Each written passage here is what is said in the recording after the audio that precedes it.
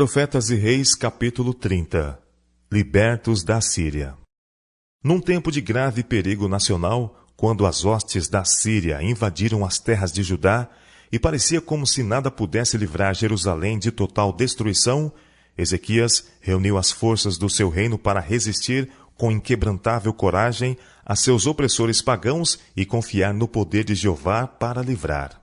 Esforçai-vos e tende bom ânimo, não temais, nem vos espanteis por causa do rei da Síria, nem por causa de toda a multidão que está com ele.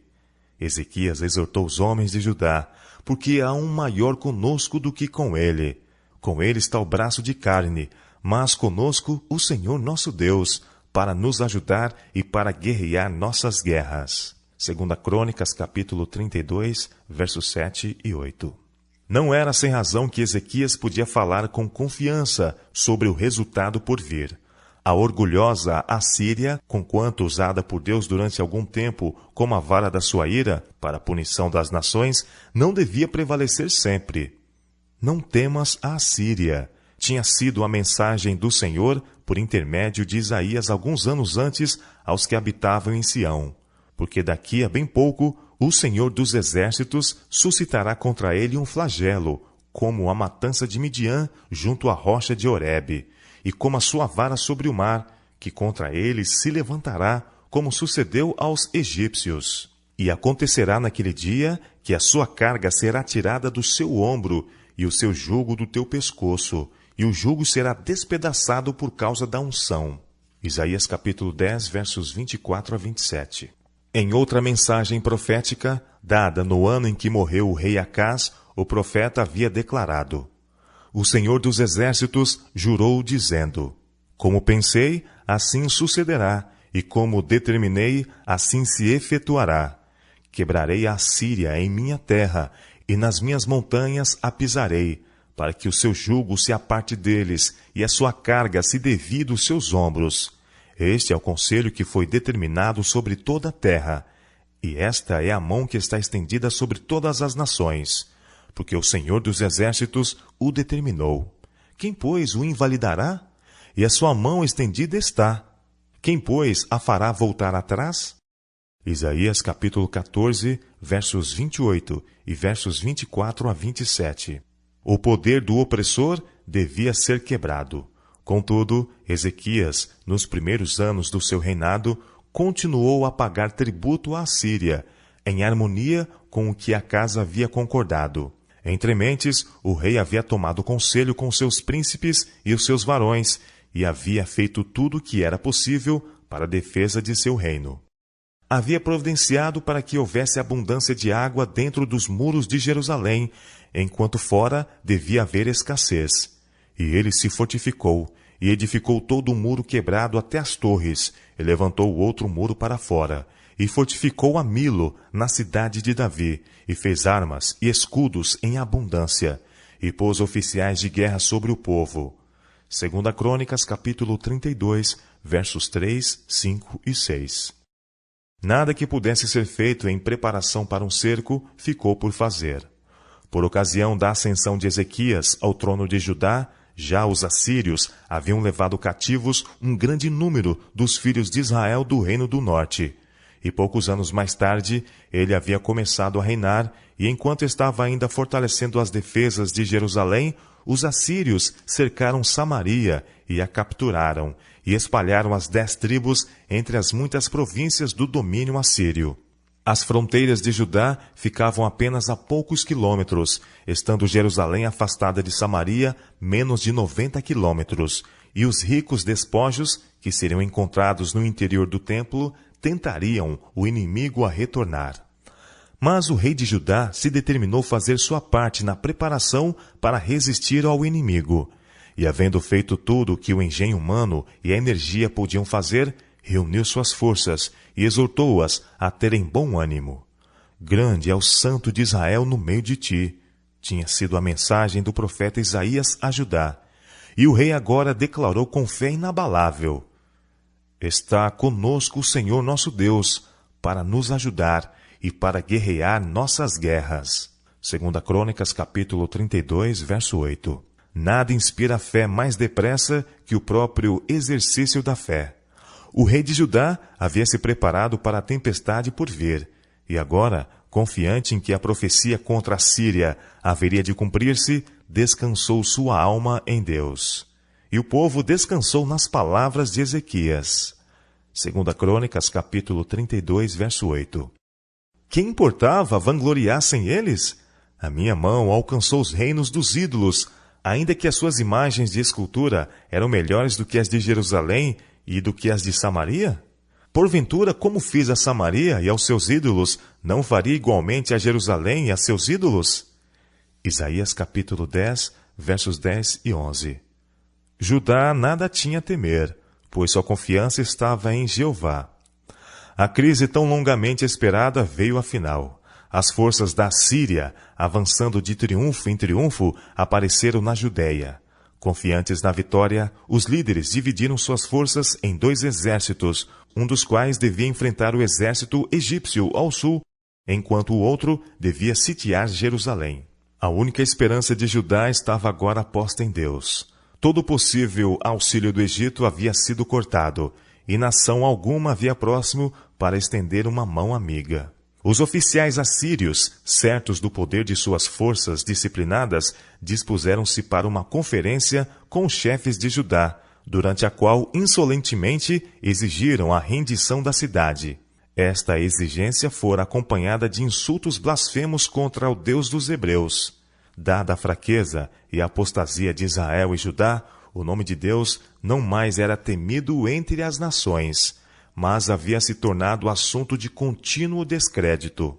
Ora, dizei a Ezequias, disse Rabsaque, um dos principais oficiais de Senaqueribe: assim diz o grande rei, o rei da Síria.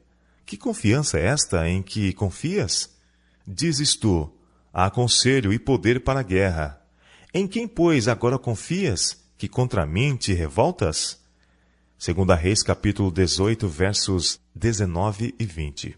Os oficiais estavam conferenciando fora dos portões da cidade, mas ao alcance dos ouvidos da sentinela sobre o muro. E como os representantes do rei da Síria impuseram em altas vozes suas condições aos chefes de Judá, foi-lhes pedido que falassem em síriaco e não em judaico, a fim de não tomarem conhecimento do desenvolvimento da conferência os que estavam sobre o muro. Rabsaque, desdenhando esta sugestão, levantou ainda mais a voz e, continuando a falar em judaico, disse: ouve as palavras do grande rei, do rei da Síria.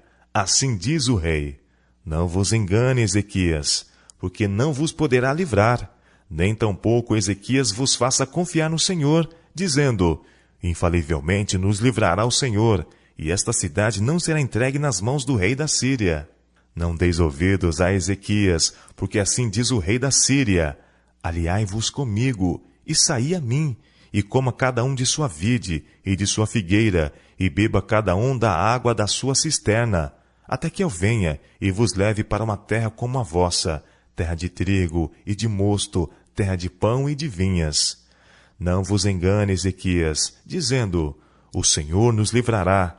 Porventura os deuses das nações livraram cada um a sua terra das mãos do rei da Síria? Onde estão os deuses de Amate e de Arpade? Onde os deuses de Sefarvaim?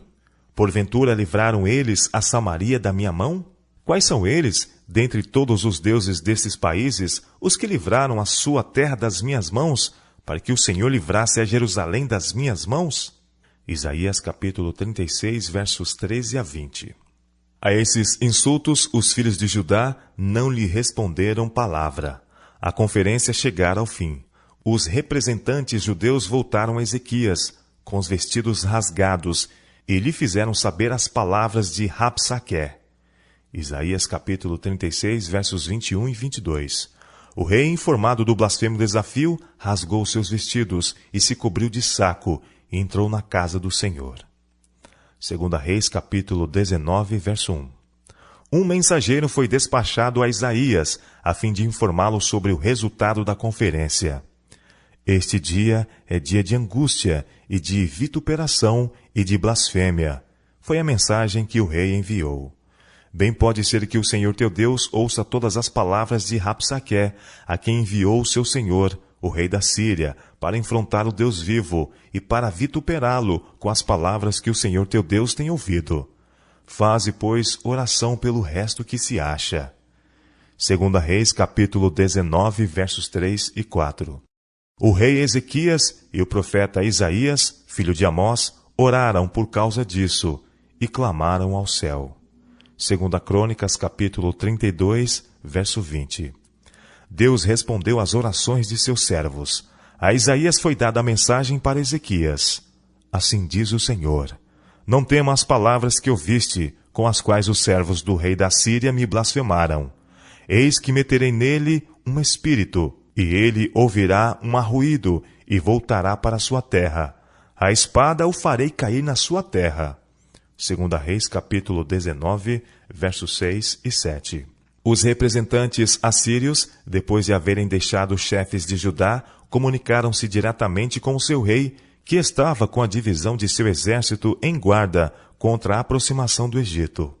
Ouvindo o relatório, Senaqueribe escreveu cartas para blasfemar do Senhor Deus de Israel e para falar contra ele, dizendo: Assim como os deuses das nações das terras não livraram o seu povo da minha mão, assim também o Deus de Ezequias não livrará o seu povo da minha mão. 2 Crônicas, capítulo 32, verso 17. A atrevida ameaça foi acompanhada pela mensagem: Não te engane o teu Deus, em quem confias, dizendo: Jerusalém não será entregue na mão do rei da Síria. Eis que já tens ouvido o que fizeram os reis da Síria a todas as terras, destruindo-as totalmente. E tu te livrarás? Porventura a livraram os deuses das nações, a quem destruíram, como a Gozã, e a Arã, e a Rezefe, e aos filhos de Éden, que estavam em Telassar? Que é feito do rei de Amate, e do rei de Arpade, e do rei da cidade de Serfavaim, de Ena e de Iva? 2 Reis, capítulo 19, versos 10 a 13. Quando o rei de Judá recebeu as insultuosas cartas, levou-as ao templo e as estendeu perante o Senhor. E orou com forte fé pelo auxílio do céu, para que as nações da terra soubessem que o Deus dos hebreus ainda vivia e reinava. A honra de Jeová estava em jogo. Ele somente poderia trazer livramento. Ó Senhor, Deus de Israel, que habitas entre os querubins, suplicou Ezequias, tu mesmo, só tu és Deus de todos os reinos da terra. Tu fizeste os céus e a terra. Inclina, Senhor, o teu ouvido e ouve. Abre, Senhor, os teus olhos e olha, e ouve as palavras de Senaqueribe, que enviou a este para afrontar ao Deus vivo. Verdade é, ó Senhor, que os reis da Síria assolaram as nações e as suas terras, e lançaram seus deuses no fogo, porquanto deuses não eram, mas obra de mãos de homens, madeira e pedra. Por isso os destruíram. Agora, pois, ó Senhor nosso Deus, sê servido de nos livrar da sua mão, e assim saberão todos os reinos da terra que só tu és o Senhor Deus. 2 Reis, capítulo 19, versos 15 a 19. A súplica de Ezequias em favor de Judá e da honra do seu supremo rei estava em harmonia com a mente de Deus. Salomão, em sua ação de graças quando da dedicação do templo, havia orado para que o Senhor executasse o juízo do seu povo, a cada qual no seu dia, para que todos os povos da terra saibam que o Senhor é Deus e que não há outro. 1 Reis, capítulo 8, versos 59 e 60. Especialmente devia o Senhor mostrar favor quando, em tempos de guerra ou de opressão por algum exército, os chefes de Israel entrassem na casa de oração e suplicassem livramento. Ezequias não foi deixado sem esperança. Isaías mandou-lhe dizer: Assim diz o Senhor Deus de Israel: O que me pediste acerca de Senaqueribe, rei da Síria, eu o ouvi. Esta é a palavra que o Senhor falou dele. A virgem, a filha de Sião, te despreza, de ti zomba. A filha de Jerusalém meneia a cabeça por detrás de ti. A quem afrontaste e blasfemaste? E contra quem alçaste a voz e ergueste os teus olhos ao alto? Contra o Santo de Israel? Por meio de teus mensageiros afrontaste o Senhor e disseste: Com a multidão de meus carros, subo eu ao alto dos montes, aos lados do Líbano, e cortarei os seus altos cedros e as suas mais formosas faias. E entrarei nas suas pousadas extremas, até no bosque do seu campo fértil. Eu cavei e bebi águas estranhas, e com as plantas dos meus pés secarei todos os rios dos lugares fortes. Porventura não viste que já dantes fiz isto, e já desde os dias antigos o formei? Agora, porém, o fiz vir, para que fosses tu que reduzisse as cidades fortes a montões desertos. Por isso, os moradores delas, com as mãos encolhidas, ficaram pasmados e confundidos. Eram como a erva do campo e a hortaliça verde, e o feno dos telhados, e o trigo queimado antes que se levante. Porém, o teu assentar, e o teu sair, e o teu entrar, eu sei, e o teu furor contra mim. Por causa do teu furor contra mim, e porque a tua revolta subiu aos meus ouvidos, portanto, porei o meu anzol no teu nariz, e o meu freio nos teus beiços, e te farei voltar pelo caminho por onde vieste. 2 Reis, capítulo 19, versos 20 a 28. A terra de Judá tinha sido devastada pelo exército de ocupação, mas Deus havia prometido suprir miraculosamente as necessidades do povo. A Ezequias veio a mensagem: isto te será por sinal. Este ano se comerá o que nascer por si mesmo, e no seguinte o que daí proceder. Porém no terceiro ano semeai e cegai, e plantai vinhas, e comei os seus frutos. Porque o que escapou da casa de Judá e ficou de resto, tornará a lançar raízes para baixo, e dará fruto para cima. Porque de Jerusalém sairá o restante, e do monte de Sião o que escapou. O zelo do Senhor fará isto. Portanto, assim diz o Senhor acerca do rei da Síria: não entrará nesta cidade, nem lançará nela flecha alguma, tampouco virá perante ela com escudo, nem levantará contra ela tranqueira alguma. Pelo caminho por onde vier, por ele voltará. Porém nesta cidade não entrará, diz o Senhor, porque eu ampararei a esta cidade, para a livrar, por amor de mim e por amor do meu servo Davi. 2 Reis, capítulo 19, versos 29 a 34. Nesta mesma noite veio o livramento. Saiu o anjo do Senhor, e feriu no arraial dos assírios a 185.000 deles. Todos os varões valentes, e os príncipes, e os chefes no arraial do rei da Síria foram mortos. As novas desse terrível juízo sobre o exército que tinha sido enviado a Jerusalém logo chegou a Senaqueribe, que estava ainda guardando a via de acesso do Egito à Judéia. Tomado de temor, o rei assírio apressou-se a partir, retornando em vergonha de rosto à sua terra. 2 Crônicas, capítulo 32, verso 21. Mas ele não iria reinar muito tempo mais. Em harmonia com a profecia que havia sido proferida com respeito ao seu súbito fim, foi ele assassinado por membros de sua própria casa.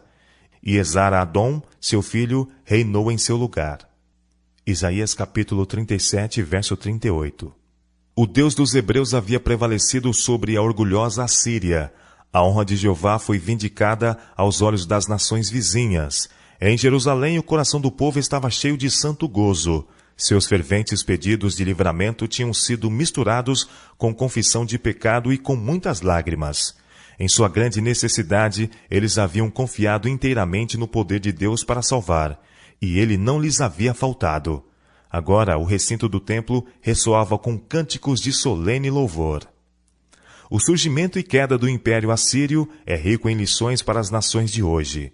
A inspiração comparou a glória da Assíria, no apogeu de sua prosperidade, a uma nobre árvore no jardim de Deus, sobrepujando as árvores ao redor. A Assíria era um cedro no Líbano, de ramos formosos, de sombrosa ramagem e de alta estatura, e o seu topo estava entre os ramos espessos. Todos os grandes povos se assentavam à sua sombra. Assim era ele formoso na sua grandeza, na extensão dos seus ramos, porque a sua raiz estava junto às muitas águas.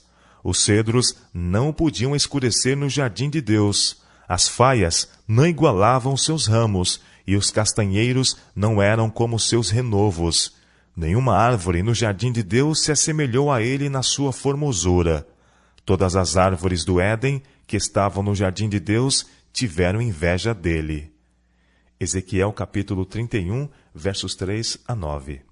Mas os senhores da Síria, em vez de usar suas bênçãos incomuns para o benefício da humanidade, tornaram-se o flagelo de muitas terras.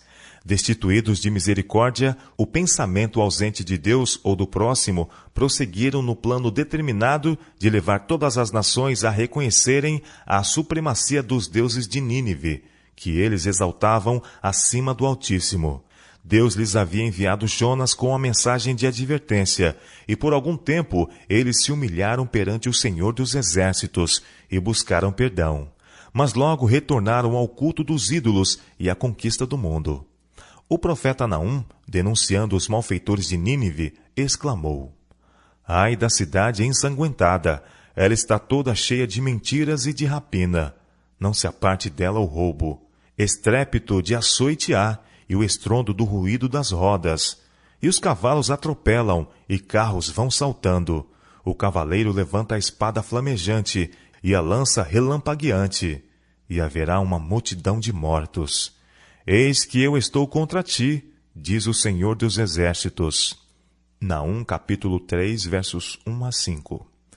Com infalível exatidão, o infinito ainda justa conta com as nações. Enquanto sua misericórdia é oferecida, com chamados para o arrependimento, esta conta permanece aberta. Mas quando as cifras alcançam um certo montante que Deus tem prefixado, o ministério de sua ira começa. A conta é encerrada. Cessa a divina paciência. A misericórdia não mais pleiteia em seu benefício. O Senhor é tardio em irar-se, mas grande em força, e ao culpado não tem por inocente. O Senhor tem o seu caminho na tormenta e na tempestade, e as nuvens são o pó dos seus pés. Ele repreende o mar e o faz secar, e esgota todos os rios. Desfalecem Bazã e Carmelo, e a flor do Líbano se murcha. Os montes tremem perante ele, e os outeiros se derretem. E a terra se levanta na sua presença, e o mundo e todos os que nele habitam. Quem parará diante do seu furor? E quem subsistirá diante do ardor da sua ira? A sua cólera se derramou como um fogo, e as rochas foram por ele derribadas. Naum capítulo 1, versos 3 a 6. Assim foi que Nínive, a cidade alegre e descuidada, que dizia no seu coração: Eu sou, e não há outra além de mim, tornou-se em assolação, vazia e esgotada e devastada. O covil dos leões e as pastagens dos leãozinhos, onde passeavam o leão velho e o cachorro do leão, sem que ninguém os espantasse. Sofonias capítulo 2, verso 15, Naum capítulo 2, verso 10 e 11. Olhando além para o tempo em que o orgulho da Síria devia ser abatido, Sofonias profetizou de Nínive. No meio dela repousarão os rebanhos, todos os animais dos povos, e alojar-se-ão nos seus capitéis, assim o pelicano como o ouriço.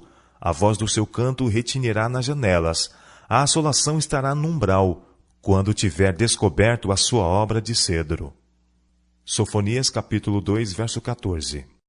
Grande era a glória do império assírio, grande foi sua queda.